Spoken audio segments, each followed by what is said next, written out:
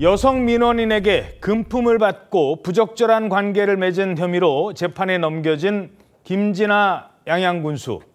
1심에서 징역 2년을 선고받았는데요.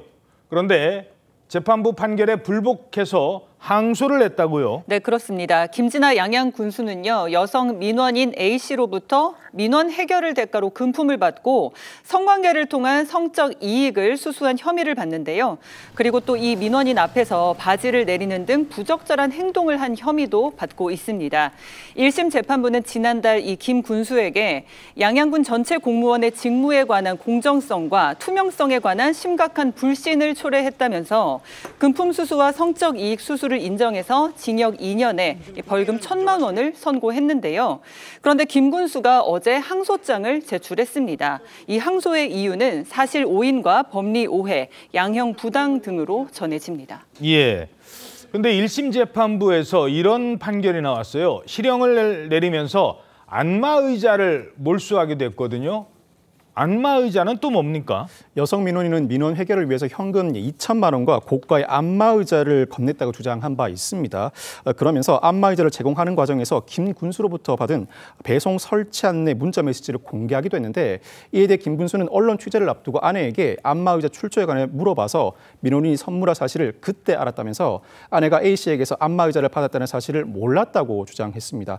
그렇지만 1심 재판부는 안마의자 수수 혐의를 유죄로 인정하고 안마의자 한 개 몰수와 500만 원 추징 판결을 선고했습니다. 다만 현금 2천만 원을 받았다는 공소 사실 중에서 1,500만 원 부분은 무죄를 선고했습니다. 당사자인 여성 민원인은 의혹을 처음 제기했을 당시 이런 입장을 전해오기도 했습니다. 화장실에 갔다가 나왔는데 갑자기 바지를 다 벗고 있는 거예요. 벌건 대낮에. 넘었는데 그래서 군수님 이거 왜 이러냐고, 옷 빨리 입으라고, 사람들 올라올 거라고 내가 막 그랬어요. 양심도 없는 사람이지 내가 어떻게 해라 그래서 했다는 식으로 이제 뒤집어 씌우고, 저는요 진짜 아주 괴로워요.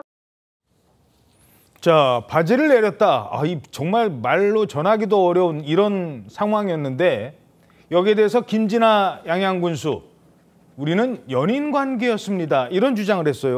그렇습니다. 당시에 여성 민원인과 그리고 김 군수 사이의 주장이 상당히 엇갈렸었는데요. 김 군수는 그 여성 민원인과 내연 관계였다, 연인 관계였다, 이런 주장을 계속 이어갔습니다. 그렇지만 여성 민원인은 아니다, 김 군수에게 강제추행을 당했다라는 주장을 이어갔는데요. 결론적으로 말씀드리면 재판부는요, 양쪽 모두의 주장을 둘 다 받아주지 않았습니다. 먼저 여성 민원인이 했던 강제추행을 당했다, 그러니까 자기도 모르게 바지를 내리고 있었다라는 주장과 관련한 혐의에 대해서는 성관계 전후의 주변 상황이 담긴 CCTV 영상이라든지 성관계 이후의 행동 양상 등을 비추어 볼 때 강제추행이 인정되지 않는다라고 봤고요. 그렇다면 김 군수가 주장하는 내연관계 이 주장에 대해서는 어떻게 판단했냐면, 사실 김 군수와 그 여성 민원인과의 연락의 횟수라든지 그리고 연락 내용, 특히 이제 만남의 횟수, 이런 거로 비추어 보았을 때 그 관계는 연인이 아니라 군수와 민원인 사이의 관계일 뿐이라고 판시를 해서 양쪽의 주장 모두도 다 배척을 했습니다. 자, 그런데 여전히 군수님이시네요. 맞습니다. 시민단체 등에서는 그 사퇴 요구 목소리가 높아지고 있지만 김진아 양양 군수는 사퇴 뜻을 밝히지 않고 있는데, 알다시피 자치단체장이라든지 지방의원 또 선출직 공직자는 형사사건에서 금고 이상의 형을 받아야만이 직을 바탈할 수도 있는데, 이제 2심이지 않습니까? 항소나 상고하게 되면 대법원까지 갈 수가 있기 때문에 그 안에는 직을 잃을 수가 있는 건데요. 아마 금고 이상의 형이 확정돼가지고 김진아 군수가 군수직을 잃는다 하더라도 임기 만료 1년 미만 시에는 재보궐선거를 치르지 않을 수도 있다는 규정이 있기 때문에 아마 재보궐선거는 치르지 않을 것으로 생각이 됩니다.